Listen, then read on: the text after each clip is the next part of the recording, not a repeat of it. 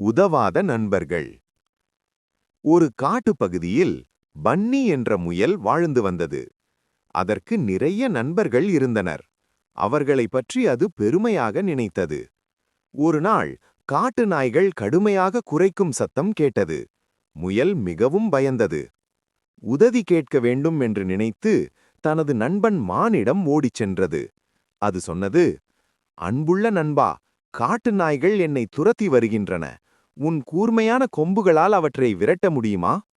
மானம் சொன்னது, ஆம், நான் முடியும். ஆனால் இப்போது நான் மிகவும் பிஸியாக இருக்கிறேன். நீ கரடியிடம் உதவி கேள். முயல் உடனே கரடியிடம் ஓடிப்போனது. அன்புள்ள நண்பா, நீ மிகவும் வலிமையானவன். தயவு செய்து என்னை காப்பாற்று. காட்டு நாய்கள் என்னை துரத்துகின்றன என்று கேட்டது. கரடி சொன்னது, மன்னிக்கவும், எனக்கு பசி, சோர்வு இரண்டும் உள்ளது.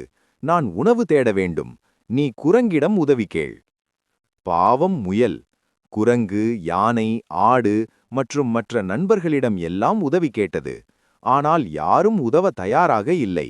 முயல் மிகவும் சோகமடைந்தது. இறுதியில் தானே ஒரு வழி யோசிக்க வேண்டும் என்று முடிவு செய்தது. அது ஒரு புதருக்குள் மறைந்து அமைதியாக படுத்துக்கொண்டது. காட்டு நாய்கள் முயலை காணவில்லை. அவை வேறு விலங்குகளை துரத்திச் சென்றன. அப்போது முயல் ஒரு பாடம் கற்றுக்கொண்டது. உதவாத நண்பர்களை நம்பாமல் தன்னம்பிக்கையுடன் வாழ வேண்டும் என்று.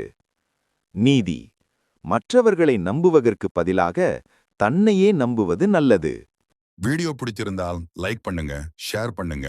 இன்னும் சப்ஸ்கிரைப் செய்யலனா சப்ஸ்கிரைப் பண்ணிட்டு பக்கத்துல இருக்கும் பெல் ஐகானையும் அழுத்திடுங்க.